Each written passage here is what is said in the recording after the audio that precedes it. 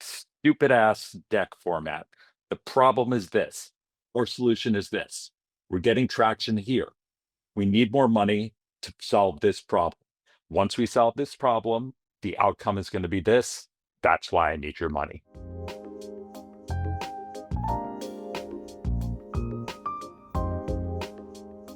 All right, you're about to see a private coaching session with the founder, Nancy Rhodes. The company is called Altenew. They sell software to retailers that lets them offer care and repair services through the store. So instead of sending out a customer into the wild, if they need an alteration or something like that, they can refer to the right person through the store. Now, Nancy went through my accelerator a while back. She has a product, she's raised a little bit of money, but she needs to go out for a bigger fundraiser and she knows she needs help. I'm flattered that she came to me. I hope I was able to help her. Luckily, she's very open to coaching. So you're going to be a fly on the wall for that session. If you enjoy things like this, please hit subscribe to follow the Humble Conviction channel. Leave a comment, share with a friend. I think you're going to find this helpful. So let's go. When we last spoke, we were speaking to brands and connecting them to vetted tailor shops. And what we found in doing that is that there is this appetite to amplify and educate consumers on care and repair.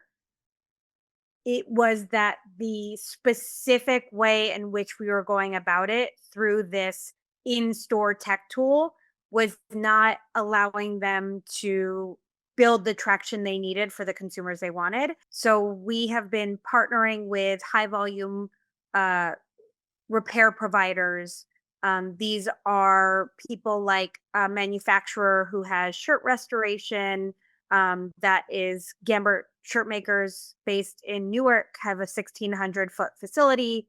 That's Tersis, which is a Denver-based um, resale logistics provider. So they do cleaning and repairing directly to resale, but are also trying to do one-to-one warranties and using that as a way to support brands at scale by aggregating these high volume repair providers, as well as using our AI conversational text tool to connect their customers to care and repair content. So that's the supply of the service that you're providing, basically. Mm. And you've got that, it sounds like you've got that covered now through partnerships. You said that, are you getting resistance? And I know you want to talk about fundraising, but I want to get the sense of the business Yeah. so I can see how it will be received when you have a conversation. Are you finding resistance in getting the retailer adoption? And you mentioned, like, what is their specific concern? So when they say no or maybe later, what are they telling you? I think the biggest concerns are speaking to the right people. Um, we might be talking to sustainability, but we should be talking to procurement or IT. We should be talking to, we're seeing the opportunity in marketing, and yet sustainability and marketing are not having conversations with each other necessarily. There We know that about 30% of brands offer some sort of repair program, but aren't getting the return on it because of the way in which they're not optimizing their content around care and repair effectively. So we've seen that the resistance is we want to be able to offer these things, but we aren't quite sure how.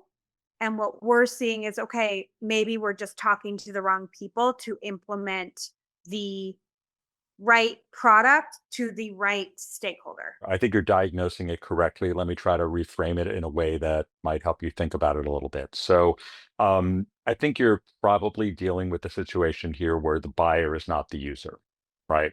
You're still looking around for, is it sustainability, tech, marketing, right? And they basically, their incentives are not always the same as who's evaluating the success of it and who throttles the success of it by whether they recommend it or promote it or whatever it is, which is on the marketing or the store side or whatever it is. And on that side, you have a classic problem, which is that it's kind of B to B to C, which is you're basically selling a service to a corporation, no matter where you sell it into. And in the end, it's all about the adoption by the consumer. Because even if you convince those people that this is worth having, if nobody's using it, then they're not going to continue with that contract, right? From a pilot to a paid thing or whatever it is. Now, when you started, you said that the issue is that like the consumer adoption part, right? So is the problem finding the right people at the retailer to sell in, or is the problem the communication to the consumer where that's just not being done, and therefore, even if you convince the business owner, it's destined to fail? Yes, but I would say we convince the business owner, but it is destined to fail because we're not selling it into the right person who has the buy-in to do the correct marketing to the consumer. So we've gone past that and said, okay, how can we use our product to actually be the marketing tool for aftercare? What evidence do you have that that is the right approach? So that's sort of a strategic way to do it, but maybe it's just black block and tackle. Like they don't have the right tools or placards in the store to remind people or education of the associates to actively pitch this. Like where do you think the problem falls on that spectrum? I think the biggest issue we've found in testing out the like in-store model is that we have placards, but the store associates, there's a high turnover. And so they don't even know how to speak to it. So that kind of led us into this idea of, okay, this is an ecom play. Very much once we can drive it into ecom, then we can roll it out to stores again. And then Okay. it got into, okay, we want to start basically, this is a wedge in. We have found that brands want to offer something, and this feels very heavy for them.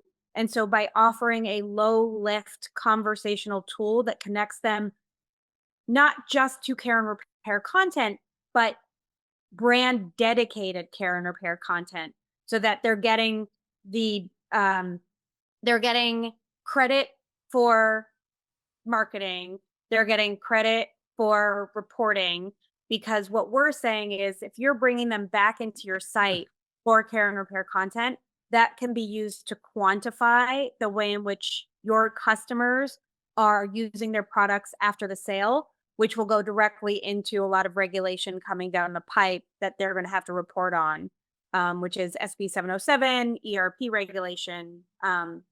Okay, let me. I know you want to talk about the tactics and strategy of fundraising, but thank you for the context. If I could just give you a little feedback on that. Um, that is way too complicated an explanation of what's going on and what your barriers are. So even if you get a meeting, you do your funnel and your structured process and you get a meeting, and I were to ask you that question, like a very simple question, what is the barrier to growth? Right? Or if I'm investing, what am I investing in? What am I going to get for that? Which is another piece that I've written on LinkedIn. You either you don't know or you haven't said it. Like, what's the value proposition to the brand? And how does the product you built directly map to their most explicit pain points that you have validated? There were like multiple pain points, multiple product things. There's AI, there's e-commerce, there's the capability to actually develop and deliver the product. There's so much in there that it's easy to just get lost and say, like, wait, what is this thing? So my recommendation, we don't have to do it right now, is that when you're getting your go out, you just have as sharp a thing as possible, right? Go back to the stupid ass deck format. The problem is this, or solution is this. We're getting traction here. We need more money to solve this problem. Once we solve this problem, the outcome is going to be this. That's why I need your money. Yeah, and I think um my our clarity around this is brands are investing in care and repair, but they're not able to get enough return on it because they don't have the right tools to expand and scale their offerings. So much better right there. Yeah. So much better right there. Um, Now, I would want to say, my follow-up question would be, what's your evidence that they're investing in care and repair when in fact you're providing them with a better solution and you haven't had the success you'd like yet in both acquiring and retaining those retailer clients, right? So, what is the alternative? They're investing, but they're not investing it in you yet. What are they doing? And why are you a better substitute product? And will that clear the hurdle for them of saying, what we're doing now, we want to do this, we want to spend money on this, but this is bad. Now we have Altenew, it's better, so we're willing to give it a shot. I think where we're seeing opportunity is through the lens of amplification and education. And so we have built a an AI agent that connects customers to care and repair optimized for product, price, location, and turnaround time. We are now taking that same tool and optimizing it for care and repair content specific to a brand's products. So if And we where would a consumer interact with this? two places, either in their care and repair site, because some brands have different sites that are specific to uh, care and repair. Others would be in the returns process. Others would be in the social media space. So it's one thing we've noticed is specifically where we see is in their care and repair sites. Okay. There's a lot there to unpack. So my observation is that need all of that. There's a hypothesis in there somewhere, and you're obviously out there gathering data points, Mhm. but it hasn't coalesced yet. And the trick here is like, how do you make that coalesce or at least seem for the point of view of an investor? And I think it would help you internally with executing too, because it's incredible. Like, how clarifying it is when you literally have like pinned to your wall. We are trying to do this one thing for this one customer with this one product, right? And you're trying to get the transactions, but you're also trying to get the content, but you're also trying to like get the sustainability checkbox KPI, but then in the end, you also want consumers to be using it. That's a lot for one Nancy to do. So in the absence of, well, first of all, you can figure that all out. You're not going to be able to execute on that like enormously. But what you need to be able to do is package that up so that when an investor hears it, they don't hear this is a hot mess, I don't understand it. And what they hear is like, wow, this woman knows exactly what she's doing. I know exactly what's going to happen next. And therefore, it's a good bet to invest a little bit of money. So that's my overall reaction. And short of giving you the specific feedback on each one of those things, I would say that's a generalizable feedback that's going to increase the chances when you do speak to investors. Unless you show that stage one, that people are pounding down the door for this, that there's urgency, that there's budget, that you're finding it easy, that it's almost selling itself to people, then I'm not going to believe that that is a necessary first step if that's the gating issue to get to the transactional part. And even the transactional part, when you're talking about activations, that sounds very servicey to me, like you have to do a one-off on a store launch or something like that. It just doesn't sound like a, a software product that's dripping money. It sounds like a very heavy lift to start with something where the customer's unclear, the value's unclear, their goals are unclear, and it's unclear what they're going to pay for it and what the success metrics are, right? Mhm. And then you have to clear that hurdle to get to the point where there's scale Mhm. by unleashing this on the world where, you know, half the population is doing half care and repair and they're paying a certain amount of money to do that, of which you get a cut. Mhm. Sorry if that's not what you want to hear, but I think that's exactly what an investor would think. Let's talk about the tactics of fundraising because that's what you does it. Everything I've said is fine, but it doesn't mean you're unfundable and you need some money. So let's talk about how you're thinking about actually doing that. My key questions have been how much do I raise and from who? Hmm. And uh synthesizing the plethora of information I've gotten, I do believe that we are at a point where we want to just not just, but we are still at a proof of concept stage, and so we are extending the round that we have done. We've raised 400 to date. We're expanding it to 1 million, so raising another 600 on this safe to build out proof of concept. Okay. Doing that mostly through angels and high wealth individuals, family offices on a safe. Okay, good.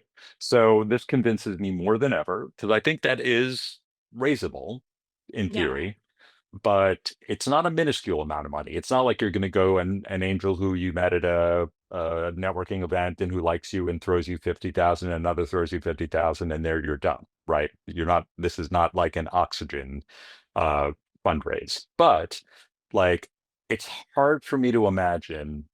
Again, I've already made this point and you've agreed with it, so I should stop it. Yes, but if you're looking for my validation that like 600,000 is a reasonable amount of money to raise at this point and do it on a rolling safe, so any money that comes in is, useful as soon as they say yes.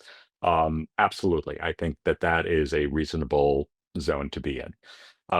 But my thing about structured processes and a deck, and I think I would use this last shred of the summer, and lock yourself in a room for a couple hours a day and just make that airtight statement, make an airtight deck, make, my ghost decks, make a ghost deck with no pretty pictures or anything. And I would, if your deck is too complicated and dense now, put it aside, make a brand new one that like literally finishes those sentences and then maybe has 3 bullet points under each one, right? Yep. And then part two. Right. So unless you have that, I think there's no point in raising. I believe that strongly in it. And then part two is you have to ask yourself, what does that $600,000 get you as the investor? By the end of that, I will be a company that has this many clients, this much revenue, whatever that is. That is crystal clear. That is like your first, second, and third meeting. If you just Yeah. make those points and keep hitting them and stay on topic and don't talk about the details of all the service providers in New Jersey or whatever you have, it's so immaterial. All Yeah. you need to say then is, we have capacity, but in the end, it's not actually relevant. If I understood, it's not actually the most relevant to what you're doing next. Those are sort of like, that's like vanity progress. It's great and might come in handy, but you don't need scale and volume on being able to handle, care and repair. What you Yeah. need now is customers who are willing to pay a lot of money for Yep. the one thing that you have to decide you're offering. And, what you don't say is more important than what you do say. Yeah. So I would just like take that out of the deck, take that out of the sentence, shut it down, have it there as an appendix. If there's a long conversation and they're curious, then feel free to chat away about it. But you have to control your messaging much tighter. I think you are helping me there's a reason I booked time with you and it's cuz I needed to hear this. I already knew the whole weekend I spent kind of like looking at my deck being like how can I pull this out, and to your point, and it's something we did during our accelerator, like move everything aside, start over with a fresh page, like great create your ghost deck. Here are the, 5 questions you're answering, and then everything else does not need to be things you even talk about. They can be part of a, once they've spent money, you're like, oh, and here are all the cool things that we're working on and the ways in which we're getting there. But all they really need to know is this is where we want to go. This is how we're going to get there. These are the points at which we're seeing the signals that will allow us to do it. And this is where we see ourselves. And this is how you're making money. That is awesome to hear. Yes, sometimes just hearing or rehearing emphatically, and with the thick skin, the things that you already know. You've been through ERA, you've been talking to me after ERA for a long time now. Like, the answers here. You just need to be reminded and like, be get a little slap on the wrist and just do it. Just do it the right way. Yeah. Super helpful. You're a phenomenal coach, Brian slash trainer slash entrepreneur slash all the things that you do. Thank you so much. That means a lot for you to say that. Okay. So what I want you to do, can't spend a ton of time, but when you have that one sentence or your 30-second, 3 to 4 sentences, just send me an email with just that in it. Okay. Just that one thing, because that alone should be able to convince me that you're on the right track.